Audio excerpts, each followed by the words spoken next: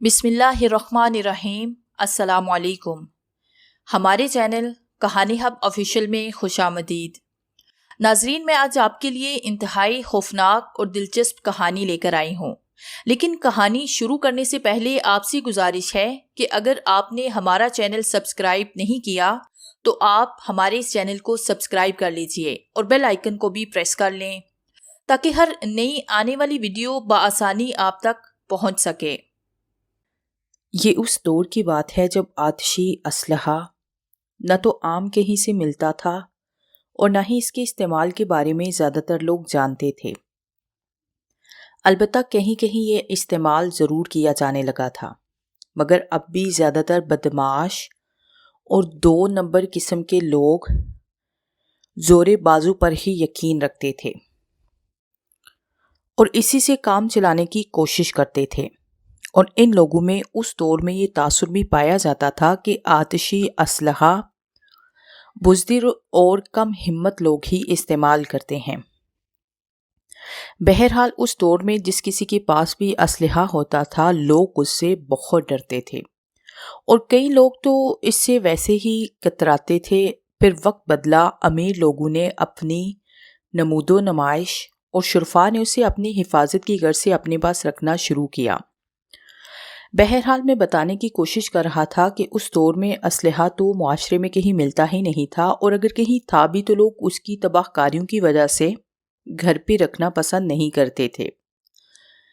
اسے شروع میں زیادہ تر خطرناک جانوروں کو شکار کرنے کی غرض سے اور ان سے اپنے بچاؤ کے لیے استعمال کیا گیا، مگر بعد میں اس سے وہ خطرناکیاں اور تباہ کاریاں شروع ہوئی جس پر آج تک انسان قابو نہیں پا سکا۔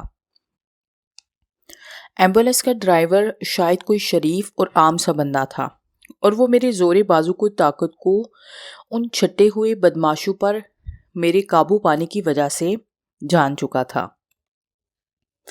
وہ جانتا تھا گو کہ میرے پاس پسٹل یا آتشی اسلحہ نہیں ہے، مگر میں اس کے مقابلے میں زور آور ہوں، اور وہ اس برتری کو تسلیم کر چکا تھا۔ اس نے ایمبولینس ایک ہموار سی جگہ سے جھاڑیوں کی طرف موڑی۔ ایمبولینس کا انجن انتہائی طاقتور تھا۔ وہ راستے میں آنے والی چھوٹی موٹی جھاڑیوں کو رونتے ہوئے آگے بڑھی، مگر تا دیر یہ ممکن نہ رہا اور جلد ہی ایمبولینس جھاڑیوں کے درمیان پھنس کر رہ گئی۔ ڈرائیور نے کوشش کرنا چاہی، مگر میں نے اسے منع کیا۔ میرا مقصد بھی یہیں تک آنے کا تھا۔ ہاں تو میرے دوست، پھر کیا ارادہ ہے؟ میں نے ایمبولینس میں بیٹھے بیٹھے ہی ڈرائیور سے پوچھا۔ حضور، مجھ سے غلطی ہوئی جو ان لوگوں کی چکنی چپڑی باتوں میں آ کر اپنی زندگی خراب کر بیٹھا، مجھے معاف کر دیجئے۔ اب چاہیں تو یہ ایمبولینس بھی لے کر جائیں، مگر میری جان بخشی کریں۔ میرا ایک بیٹا ہے جو کہ کلکتہ میں رہتا ہے، اب تو وہ جوان ہو گیا ہوگا۔ میں زندگی میں ایک بار اسے ملنا چاہتا ہوں، اسے جی بھر کے دیکھنا چاہتا ہوں۔ عرصہ گزر گیا مجھے ان ظالموں کی قید میں۔ کیا آپ یہاں سے باہر نکلنے میں میری مدد کریں گے؟ تمہارا نام کیا ہے؟ میں نے اس کی سنی انسنی کرتے ہوئے کہا۔ رام گوپال۔ اس نے امید بھری نظروں سے میری طرف دیکھتے ہوئے کہا۔ رام گوپال، میں نے سوچنے کی اداکاری کرتے ہوئے کہا۔ یہ کون لوگ ہیں جن کے لیے تم کام کر رہے ہو؟ ذرا تفصیل سے بتاؤ، اور یاد رکھنا مجھے جھوٹ قطعاً پسند نہیں۔ جو بھی کہنا سچ کہنا، اور یہ بھی ذہن میں رکھنا میرا اپنا بھی بہت بڑا گینگ ہے، اور میں تمہارے آقاؤں سے کہیں زیادہ طاقتور ہوں۔ اگر تم نے مجھ سے جھوٹ بولا تو میں تمہاری یہیں اس جنگل میں لاش گاڑ دوں گا، چیل کوے کھا جائیں گے تمہیں، اور یہ عجیب سی کہانی سنا کر میری ہمدردیاں حاصل کرنے کی کوشش مت کرنا۔ ایک بنتی ہے حضور، جتنا مجھے معلوم ہے میں وہ آپ کو سب کچھ سچ سچ بتاؤں گا، مگر آپ سے اتنی پرارتھنا ہے کہ ان لوگوں کو یہ معلوم نہ ہو پائے کہ یہ سب کچھ میں نے آپ کو بتایا ہے۔ میں یہ سب کچھ آپ کے ڈر کی وجہ سے نہیں بتا رہا، بلکہ اس وجہ سے بتا رہا ہوں کہ آپ کو یہ کہانی سننے کے بعد معلوم ہی ہو جائے گا۔ یہ کہہ کر وہ خاموش ہوا تو میں نے حیرانگی سے اسے دیکھا۔ اس کے بعد اس نے مجھے جو کہانی سنائی وہ کافی حیران کن، خوفناک اور ناقابل یقین تھی۔ اس نے مجھے بتایا، جس مندر کے تہھانے میں تم نے رات گزاری ہے، تم نے اس تہھانے کا ایک چھوٹا سا حصہ ہی دیکھا ہے، حالانکہ یہ بہت بڑا تہھانہ ہے جس میں ایک بہت بڑا سائنسی ریسرچ سینٹر ہے، جس میں کئی عقل میں نہ آنے والے تجربات ہو رہے ہیں، جس میں یہ لوگ نسل انسانی اور دوسری مافوق الفطرت مخلوق کی مخلوط نسل بنا کر کسی اور ہی چکر میں دکھائی دیتے ہیں۔ اس سلسلے میں انہیں جادوگروں، جوگیوں اور پنڈتوں اور روحانی علوم کے جانے والے کئی ہوس پرستوں اور دولت کے پجاریوں کی مدد حاصل ہے۔ ان کے پاس جنوں، دیو اور کئی دوسری ماورائے مخلوق کے قیدی موجود ہیں، جس پر یہ لوگ مختلف قسم کے تجربات کر رہے ہیں، اور ان مخلوقات کے عجیب و غریب اخلاق سے ایک اور ہی عجب سی نسل وجود میں آ رہی ہے، جنہیں یہ لوگ اپنا غلام بنا کر اپنے مقصد کے لیے استعمال کرنے والے ہیں۔ شاید اس طرح سے وہ ایک عجیب و غریب مخلوق کی فوج تیار کرنے کے چکر میں ہیں جو مکمل طور پر ان کے تابع ہو۔ اس میں نہ صرف ماورائے مخلوق کی صفات پائی جائیں بلکہ وہ انسانی سوچ کے بھی حامل ہوں۔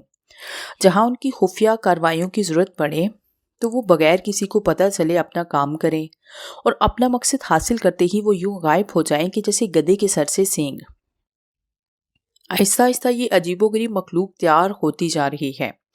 ان کے تجربات سے اب تک جو مخلوق تیار ہو پائی ہے وہ انتہائی خوفناک اور ڈراؤنی ہے۔ مجھے یقین ہے اگر کوئی اس مخلوق کے کچھ فوجی بارڈر پر بھیج دیے جائیں تو دوسرے ملکوں کی افواج کے لیے بہت زیادہ مسائل پیدا ہو سکتے ہیں۔ مزے کی بات یہ ہے کہ اس مخلوق میں کئی قسم کی صفات پائی جاتی ہیں۔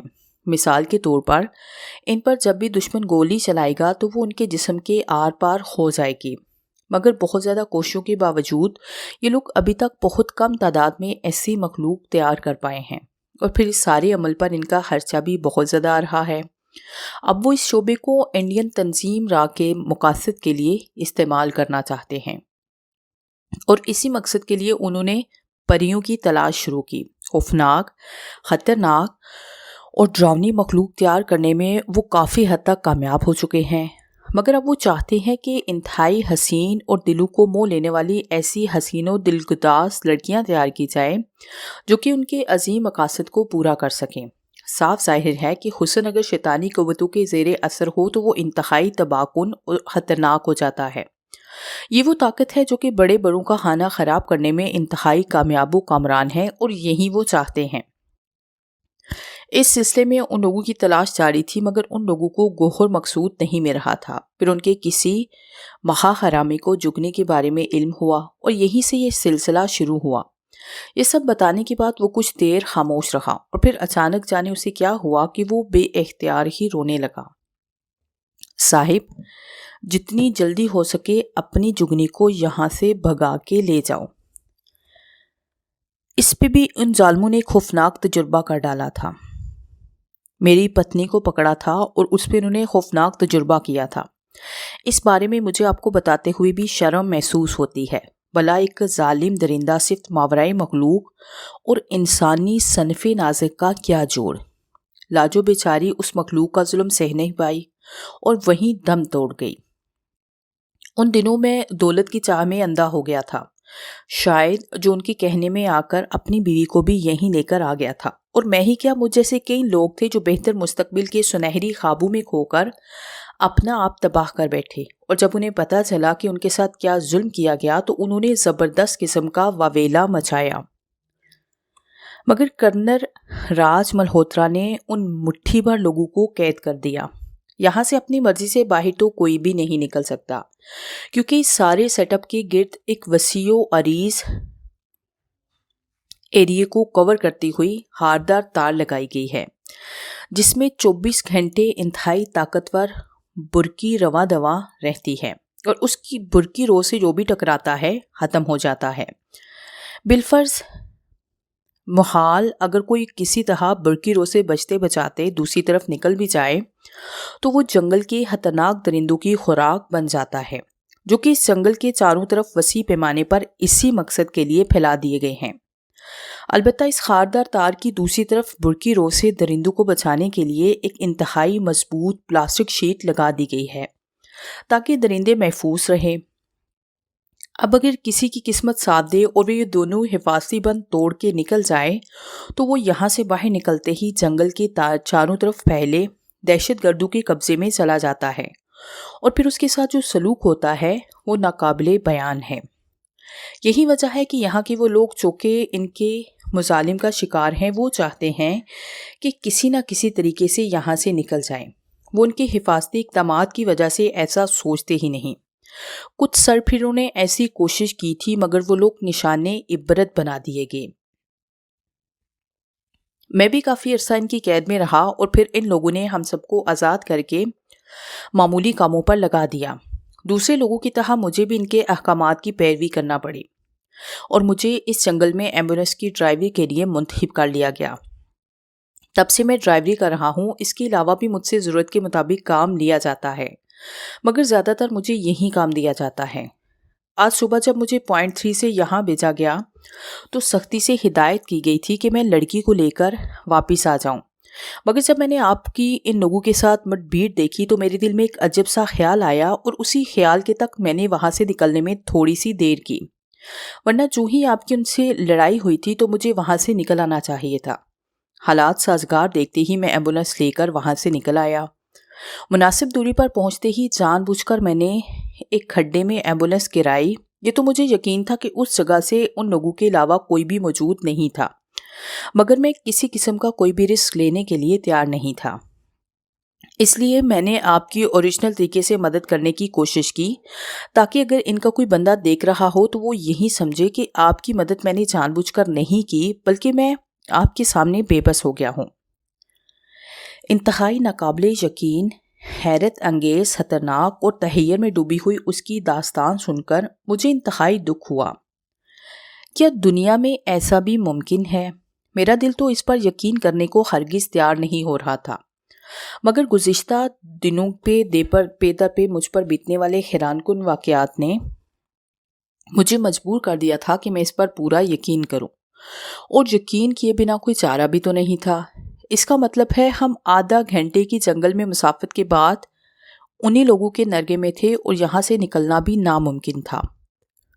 جانے یہ جنگل کہاں تک پھیلا ہوا تھا اور اس وقت ہمیں کہاں تک لے کر جاتا۔ رام گوپال، تمہاری داستان سن کر مجھے انتہائی دکھ ہوا۔ بہرحال اس وقت میں تمہارے ساتھ سوائے دکھ کے اظہار کے اور کچھ بھی نہیں کر سکتا۔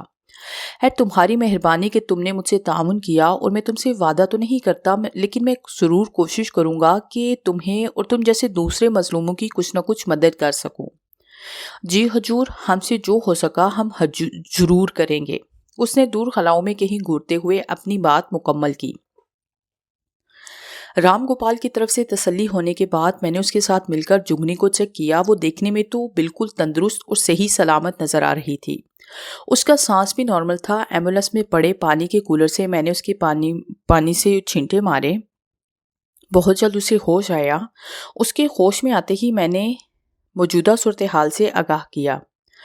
سبھی حالات سے باخبر ہونے کے بعد اس نے حیرانی اور پریشانی سے میری طرف دیکھتے ہوئے کہا، پیارے سائم، شکر ہے کہ تم نے میرے ساتھ آنے کا فیصلہ کیا، ورنہ اس صورتحال میں میں اکیلی تو کچھ بھی نہیں کر سکتی۔ اس نے میری طرف پیار بھری نظروں سے دیکھتے ہوئے کہا، کیوں، کیا ہوا؟ میرے خیال میں تو میں نے آ کر تمہیں بھی پھنسا کے رکھ دیا۔ اس وقت اگر تم اکیلی ہوتی تو شاید کبھی کی نکل گئی ہوتی۔ میں نے ازرا مذاق اسے ہنستے ہوئے کہا، نہیں سائم، جسے تم مذاق سمجھ رہے ہو وہ مذاق نہیں بلکہ ایک تلخ حقیقت ہے۔ مجھ پر جو کیمیکل ان لوگوں نے پھینکا ہے اس نے میری اڑنے کی تمام صلاحیتیں ختم کر کے رکھ دی ہیں۔ اب اس مشکل سے مجھے تم ہی نکال سکتے ہو، یا پھر وہ اوپر والا ہی کوئی مہربانی کرے تو شاید میری اڑنے کی صلاحیت دوبارہ لوٹ آئے۔ اس نے مایوسی سے کہا۔ جگنی کی یہ بات سن کر مجھے پریشانی تو ہوئی کیونکہ مجھے اپنی اتنی فکر نہیں تھی جتنی کہ جگنی کی تھی، لیکن میں نے اپنے چہرے سے ظاہر نہ ہونے دیا۔ رام گوپال، تم تو ایک عرصے سے یہاں رہائش پذیر ہو، تمہارے خیال میں یہاں سے نکلنے کے لیے ہمیں کیا کرنا چاہیے؟ میں نے رام گوپال سے پوچھا۔ رام گوپال بھی پڑھا لکھا تھا اور میرے اور جگنی کے درمیان ہونے والی انگلش میں گفتگو کو سمجھ چکا تھا۔ اس نے جب یہ سنا کہ جگنی پریوں کی صلاحیت سے محروم ہو چکی ہے تو اس کا چہرہ فک ہو گیا۔ اب وہ انتہائی پریشانی کے عالم میں ہماری طرف دیکھ رہا تھا۔ ہمارے سوال کے جواب میں اس نے کہا، گو کہ میں یہاں سے نکلنے کے سبھی راستوں سے واقف ہوں، مگر میں یہ بھی جانتا ہوں کہ یہاں سے ان لوگوں کی مرضی کے خلاف نکلنے والوں کے لیے سبھی راستے موت کی وادی سے ہو کر گزرتے ہیں، اور سچ تو یہ ہے کہ یہ موت 100% یقینی ہے۔ اب تو میں یہ سوچنے پر مجبور ہو گیا ہوں کہ میں نے تمہاری مدد کر کے بہت بڑی غلطی کی ہے۔ میں تو یہ سوچ رہا تھا کہ ابھی تمہاری ساتھی ہوش میں آئے گی تو ہم بحفاظت ان کا حصار توڑ کر نکلنے میں کامیاب ہو جائیں گے۔ یہ تو میرے وہم گمان میں بھی نہیں تھا کہ وہ لوگ اتنی ترقی کر گئے ہیں اور انہوں نے ایسا کیمیکل بھی تیار کر لیا ہے جو کہ ایک ماورائے مخلوق سے اس کی فطری صلاحیتیں بھی چھین لے۔ افسوس، صد افسوس، اس نے بڑی ہی مایوسی کے ساتھ کہا۔ انتہائی عجب اور پریشان کن صورتحال تھی اور مجھے ان حالات کا ڈٹ کے مقابلہ کرنا تھا اور ہر حال میں جگنی کو یہاں سے لے کر نکلنا تھا، اس کے لیے چاہے مجھے اپنی جان دینا پڑے۔ میں نے ایک عزم سے ایمبولینس کا دروازہ کھولا اور باہر نکل آیا۔ جنگل میں اس وقت ٹھنڈی ٹھنڈی ہوا چل رہی تھی اور اس میں بدتریز تیزی آ رہی تھی۔ درختوں کے درمیان اندھیرا بڑھتا جا رہا تھا۔ میں نے درختوں کے پتوں کے بیچوں بیچ اوپر کی طرف نظر دوڑائی تو مجھے آسمان کالے بادلوں سے ڈھکا ہوا نظر آیا۔ جگنی اور رام گوپال بھی میرے ہمراہ ایمبولینس سے نکل کر آئے تھے۔ جہاں ہم اس وقت کھڑے تھے یہاں سے دور درختوں کا ایک بہت بڑا اور گھنا سا جھنڈ نظر آ رہا تھا۔ بے اختیاری طور پر جانے کیوں میں اس طرف بڑھتا جا رہا تھا، میرے پیچھے رام گوپال اور جگنی بھی چلے آئے۔ یہ جگہ کافی اونچائی پر موجود تھی۔ جلد ہی ہم اس جگہ پر پہنچ گئے۔ ایک بہت بڑا ٹیلہ تھا وہ، جو کہ چاروں طرف سے درختوں سے ڈھکا ہوا تھا، اور ان درختوں کے درمیان ایک بہت بڑے بوڑھے برگد کے درخت کے نیچے ایک خشک کنواں بھی موجود تھا۔ شاید کسی دور میں یہاں کوئی آباد ہوا ہو اور اس نے یہ کنواں بنایا ہو، مگر اس وقت یہ بالکل ناکارہ اور خستہ حال دکھائی دے رہا تھا۔ ہم تینوں اس جگہ کا معائنہ کرنے میں اتنے مصروف تھے کہ ہمیں خبر ہی نہ ہو سکی کہ چالاک دشمن نے ہمیں چاروں طرف سے گھیرے میں لے لیا۔ حملہ آور ہونے والی ایک دفعہ پھر وہی خوفناک اور ڈراؤنی مخلوق تھی جو ہمیں پہلے بھی شکار کر کے یہاں لائی تھی۔ اسی پرانے مندر میں ہمیں ایک بار پھر سے لے جایا گیا۔ تہخانے میں قید کرنے سے پہلے ہمیں کھانا کھلایا گیا اور ایک بار پھر سے تہخانے میں دھکیل دیا گیا۔ رات کے جانے کس پہر ہمیں باہر صحن میں لے جایا گیا۔ ہم جو ہی باہر نکلے تو سرد ہوا نے ہمارا استقبال کیا۔ آسمان ابھی تک بادلوں سے ڈھکا ہوا تھا، سردی اپنی جوبن پر تھی۔ رات کے اس وقت پورے مندر کے احاطے میں لائٹس کا انتظام کیا گیا تھا۔ شاید یہاں بجلی کا انتظام پہلے سے موجود تھا، مگر پچھلی رات انہوں نے اس کا استعمال نہیں کیا تھا۔ مندر میں بنے ایک پرانے سے چبوترے کی صفائی ستھرائی کر کے ایک بہت بڑا شامیانہ لگا کر وہاں کرسیاں رکھی ہوئی تھی، اور اس وقت ان کرسیوں پر سوٹڈ بوٹڈ لوگ بیٹھے ہوئے نظر آ رہے تھے۔ ان کرسیوں کے آگے ایک جگہ آگ کا بہت بڑا الاؤ روشن تھا، اور اس الاؤ کے ارد گرد کچھ لوگ گہرے رنگ کے کپڑوں میں ملبوس، ہاتھوں میں ترشول لیے کوئی عجیب سا گیت گا رہے تھے۔ مجھے جگنی اور رام گوپال کو آگ کے الاؤ کے نزدیک لوہے کی باریک زنجیروں سے باندھ کر ڈال دیا گیا۔ کرسیوں پہ بیٹھا ہوا ایک شخص اٹھا اور ہماری طرف بڑھا۔ جگنی نے آنکھوں ہی آنکھوں میں مجھے کوئی اشارہ کیا جسے میں سمجھ نہ پایا۔ وہ جگنی کے قریب آ کر زمین پر ہی اس کے قریب آ کر بیٹھ گیا۔ ان کے ساتھیوں میں سے کوئی بھاگ کر چبوترے سے کرسی لے کر آیا اور اس نے اس سوٹڈ بوٹڈ شخص کو کرسی پیش کرنے کی کوشش کی۔ مہاراج، کرسی پر بیٹھیے نا حضور، اس شخص نے ہاتھ جوڑتے ہوئے کہنے کی کوشش کی۔ ابے او جنگلی، دیکھ نہیں رہا تم نے کتنی پیاری اور حسین ہستی کو ظالم جنجیروں میں باندھ کر قیدیوں کی طرح زمین پر پھینک دیا ہے؟ میرے جیتے جی کوئی بھی میری محبوبہ کے ساتھ ایسا کیسے کر سکتا ہے؟ یہ کہہ کر اس نے جنگلی کو زنجیروں سے آزاد کیا۔ آزاد ہوتے ہی جگنی نے میری طرف دیکھا اور کہا، رام داس، بہتر ہوگا کہ تم مجھے میرے ساتھیوں سمیت آزاد کر دو اور مجھے جانے دو، کیونکہ تمہاری اور میری کوئی دشمنی نہیں۔ جگنی نے رواں انگلش میں رام داس سے کہا۔ اس کے بعد ان دونوں کے درمیان انگلش میں بحث ہوتی رہی جس کا مفہوم مندرجہ ذیل ہے۔ بھلا تم سے دشمنی کون کرنا چاہے گا؟ اے حسن کی دیوی، اپن تو تم پہ دل و جان سے مر مٹا ہے۔ کیا یہ عشق ہے رام داس؟ محبوب کو اغوا کر کے اسے قید کر کے کیا تم سمجھتے ہو کہ یہ عشق ہوتا ہے؟ نہیں رام داس، عشق تو ایک پوتر اور پاکیزہ جذبہ ہے جس کے بارے میں تم کیا جانو کہ یہ کیا ہوتا ہے۔ اگر تم اس جذبے سے واقف ہوتے تو آج اپنے محبوب کے ساتھ یہ نہ کرتے جو تم نے کیا۔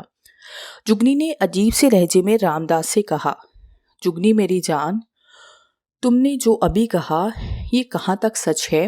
اس کی تو ابھی تک پرکھ ہو ہی جائے گی۔ تمہارا یہ سرما تو تمہارا عاشق ہے نا؟ چلو آج ہم اسی سے شروع کرتے ہیں اور دیکھتے ہیں کہ اس کے عشق میں ایسا کیا ہے جو کہ ہم میں نہ ہے۔ یہ کہہ کر اس نے تھوڑا سا توقف کرتے ہوئے اپنے جوگی ساتھیوں کی طرف دیکھتے ہوئے ہاتھ میں مائک تھاما اور رواں انگلش میں کہا، جوگی پریم ناتھ جی، سٹیج سج چکا ہے، حاضرین محفل پہنچ چکے ہیں، جناب عزت مآب ڈیوڈ صاحبی تشریف فرما ہے۔ آپ سب حاضرین سے ڈیوڈ صاحب کا تعارف کرواتا چلوں۔ آپ یورپین ممالک میں ایک عظیم ماہر روحانیت مانے جاتے ہیں۔ اس سلسلے میں آپ نے کی تصانیف بھی لکھی ہیں اور پوری دنیا میں اس وقت آپ کی تصانیف کا شہرہ ہے۔ انہیں جب ہمارے اس کارنامے کا پتہ چلا تو یہ بہت حیران ہوئے اور اپنے ملک سے بنفس نفیس ہمارا یہ کارنامہ دیکھنے چلے آئے، مگر ہمارے چند جلد باز جیالو نے جگنی پر صبح ایک کیمیکل پھینک کر اسے چند روز کے لیے ان کی فطری صلاحیتوں سے محروم کر دیا۔ اس لیے آج رات ہم آپ کو جگنی کو پرواز کرتے ہوئے تو نہیں دکھا سکتے، مگر اس کی جگہ ہم اس کے عاشق اعظم کو پرواز کرتے اور چند عجیب و غریب حرکات کرتے ہوئے ضرور دکھائیں گے، کیونکہ ہمارے دوست محترم ڈیوڈ صاحب بہت دور سے ہمارے ملک میں تشریف لائے ہیں۔ ابھی ہم نے ان سے مکمل طور پر اس ادارے کا تعارف نہیں کروایا، مگر یہ سب قبل از وقت ہوگا اور ہم نہیں چاہتے کہ وقت سے پہلے ہم اپنے تجربات کو دنیا میں ظاہر کر کے اپنے آپ کو عالمی برادری میں تنقید کا نشانہ بنائیں۔ ڈیوڈ صاحب کو یہاں تک پہنچنے میں ہمارے چند بڑوں کی مرضی بھی شامل ہے، کیونکہ ہم مستقبل قریب میں دنیا کے چند ایسے ذہینوں کو اپنے ارادے میں شامل کرنے کا ارادہ رکھتے ہیں جو ہمارے ان تجربات کو صحیح سمت میں لے جانے میں ہماری مدد کر سکیں۔ اور انہی محترم ہستیوں میں سے ایک ہستی ڈیوڈ صاحب ہیں، جو کہ بنیادی طور پر یہودی ہیں اور ہماری حکومت کے بہترین حلیفوں میں شامل ہیں۔ مجھے امید ہے کہ آج کے محیر العقول واقعات دیکھنے کے بعد ہمارے ہم سے وہ معاہدہ کرنے پر مجبور ہو جائیں گے جو کہ ہم یہی چاہتے ہیں۔ تو میرے خیال میں دوستو، جوگی پریم ناتھ جی کو، جو کہ ہمارے ملک کی مایہ ناز شخصیت ہے، اور آپ کی شخصیت ایسی ہے کہ جسے ملک کے ایک کونے سے لے کر دوسرے کونے تک نہ صرف جانا جاتا ہے بلکہ لوگ ان کو بھگوان کا اوتار سمجھتے ہوئے ان کی پوجا کرتے ہیں۔ آپ کا نام کسی تعارف کا محتاج نہیں۔ اس عظیم شخصیت نے ہمارے ملک کی بقا کے لیے جو خدمات سر انجام دی ہیں وہ یقیناً ہمارے ملک کی تاریخ میں سنہری حروف میں لکھے جانے کے قابل ہیں۔ آپ کو بتاتا چلوں کہ رام داس کی ساری تقریر کے دوران منہ پہ پٹی بندی ہونے کی وجہ سے میں کچھ بول نہیں پایا۔ رام داس کی تقریر کے خاتمے کے بعد جوگی پریم داس اپنے چیلو کے ساتھ میری طرف بڑھا۔ اس کے چیلو نے مجھے زنجیروں کی بندشوں سے آزاد کیا اور میرے منہ پر بندی پٹی بھی کھول دی۔ اس دوران جوگی پریم ناتھ کچھ پڑھ کر مجھ پر پھونکتا بھی جا رہا تھا۔ مجھے مکمل طور پر آزادی ملی تو میں نے بلند حوصلے اور ہمت سے کام لیتے ہوئے حاضرین محفل کی طرف دیکھتے ہوئے مخدرانہ اور بے خوف انداز میں اونچی آواز میں کہا، محاشی جی، رام داس نے عزت مآب ڈیوڈ جوگی پریم ناتھ کا حاضرین محفل سے تعارف کروایا، مگر شاید انہوں نے مجھے حقیر جانتے ہوئے اس قابل ہی نہ سمجھا کہ میرا تعارف بھی کروا دیتے۔ میرے ناقص خیال کے مطابق ایسا کر کے انہوں نے جوگی پریم ناتھ کے علم اور ان کی مہان شکتی کا اپمان کیا ہے، اور اپنی اس بات کی وضاحت کرنے کی شاید مجھے ضرورت نہیں، کیونکہ سبھی صاحبان علم اور پڑھے لکھے لوگوں کا مجمع اس وقت ہمارے روبرو ہے۔ بہرحال میں اس وقت یہاں جمع ہونے والے سبھی تماشائیوں کو اپنے بارے میں تھوڑا بہت ضرور بتا دینا چاہتا ہوں کہ جوگی پریم ناتھ جی اس وقت جسے بچہ جمورہ بنا کر آپ سب لوگوں کو مداری دکھانے پر تلے بیٹھے ہیں، وہ شخص ایک عام سا مسلمان ہے اور اپنے خدا کا ایک حقیر و پر تقصیر بندہ ہے۔ میری نہ تو کوئی اوقات کبھی تھی، نہ ہے اور نہ کبھی ہوگی، مگر میں اتنا جانتا ہوں کہ اللہ کے انتہائی فضل و کرم سے جیت اسی خاکسار کے قدموں سے لپٹی ہوئی قبولیت کی بھیک مانگتی نظر آئے گی، اور یہ میرا دعویٰ نہیں، میرا اپنے رب کے اوپر یقین ہے۔ میرے ان پرجوش لفظوں نے شاید جوگی پریم ناتھ کو اندر سے ہلا کے رکھ دیا تھا، اور اسی لیے وہ انتہائی ہونہار اور غصے بری نظروں سے مجھے دیکھ رہا تھا۔ سٹیج پر بیٹھا گورا ڈیوڈ اور رام داس بھی حیرت بھری نظروں سے مجھے دیکھ رہے تھے اور حاضرین محفل میری اس بات چیت سے محفوظ ہوتے دکھائی دیے۔ میری بات ابھی ختم نہیں ہوئی تھی کہ ایک شخص ڈول پیٹتا ہوا میدان میں اترا۔ اچانک آگ کے قریب بیٹھے ہوئے جوگی پریم ناتھ کے چیلے ڈول کی آواز سنتے ہی جیسے ہوش میں آئے اور انہوں نے جے بجرنگ بلی کا نعرہ بلند کیا۔ جوگی پریم ناتھ نے آگ میں کوئی چیز پھینکی، آگ لہو رنگ ہوئی اور اس میں سے گاڑھے سیاہ رنگ کے دھوئے کے مرغولے اٹھے، اور حیرت کی بات یہ ہوئی کہ یہ سارے گاڑھے سیاہ دھوئے کے مرغولے میری طرف بڑھے اور میرا وجود ان مرغولوں میں گھر کر رہ گیا۔ یہ دھواں میرے نتنوں سے ٹکرا کر جب میرے پھیپھڑوں تک پہنچا تو اس نے میری انتہائی بری حالت کی۔ میں دھرم سے نیچے گرا، مگر اسی وقت مجھے یوں لگا کہ جیسے کسی نادیدہ ہاتھ نے مجھے گرنے سے تھام لیا، مگر اس کے بعد وہ ہوا جو میں نے سوچا بھی نہیں تھا۔ دھوئیں کے بادل چھٹے اور میرا وجود فضاؤں میں کہیں تحلیل ہو گیا۔ اچانک میرے کانوں سے مجمع کی پرجوش تالیاں ٹکرائی۔ بے ہوش ہوتے خاص کے ساتھ میں نے نیچے دیکھا تو رام داس اور دوسرے حاضرین شامیانے سے نکل کر باہر صحن میں کھڑے نظر آئے۔ وہ میری طرف حیرت بھری اور ناقابل یقین نظروں سے دیکھ رہے تھے۔ اس وقت میرا وجود زمین سے کافی اونچائی پر کسی ظاہری سہارے کے بغیر معلق تھا۔ دھوئیں کے مرغولوں کے حصار نے تو مجھے چھوڑ دیا تھا، مگر وہ تھوڑا سا دھواں جو کہ اس دوران نتنوں سے ہوتا ہوا میرے پھیپھڑوں تک پہنچا تھا، اس نے میرے ہوش و حواس اور سوچنے کی حس کو مفلوج کر کے رکھ دیا تھا۔ مجھے اپنے وجود کے نیچے کوئی چیز بہت اچھی طرح محسوس ہو رہی تھی، اور یہی وہ شے تھی جس نے میرے وجود کو فضا میں تھام رکھا تھا۔ مگر حیرت کی بات یہ ہے کہ وہ چیز نہ تو مجھے نظر آ رہی تھی اور نہ ہی حاضرین محفل کو، اور یہی وہ چیز تھی جس نے سبھی کو ورطۂ حیرت میں مبتلا کر رکھا تھا۔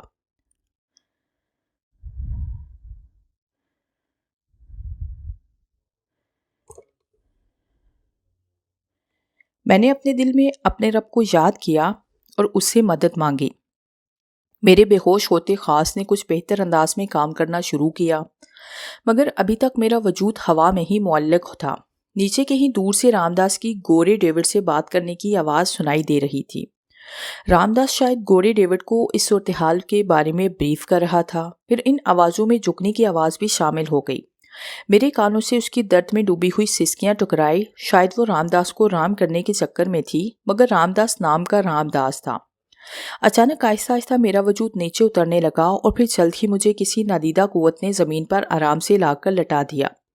جھکنی یکدم میری طرف بڑھی اور مجھ پر بے اختیاری میں گر گئی۔ گرو کے کچھ چیلے اس کی طرف بڑھے اور انہوں نے زبردستی جھکنی کو میرے وجود سے علیحدہ کیا۔ اس وقت میری حالت انتہائی ناگفتہ تھی۔ جہاں مجھے اس وقت لا کر لٹایا گیا وہاں میرے نیچے وہی جال تھا جس میں قید کر کے ہمیں یہاں لایا گیا تھا۔ کوئی چیز مجھے اپنے نیچے کمرے میں چپتی ہوئی محسوس ہو رہی تھی، مگر مجھ میں اتنی طاقت نہیں تھی کہ میں اسے اپنے نیچے سے نکال سکتا۔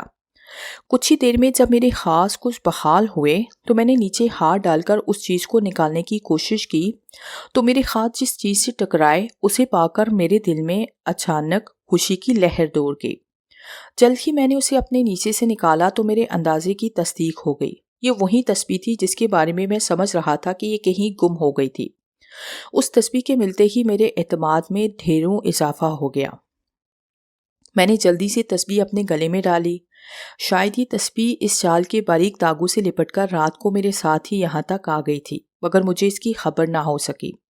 شاید یہ وہیں کہیں میری جیب سے گری ہوگی جہاں مجھے اوپر آسمان میں زبردست چکر دیے گئے تھے۔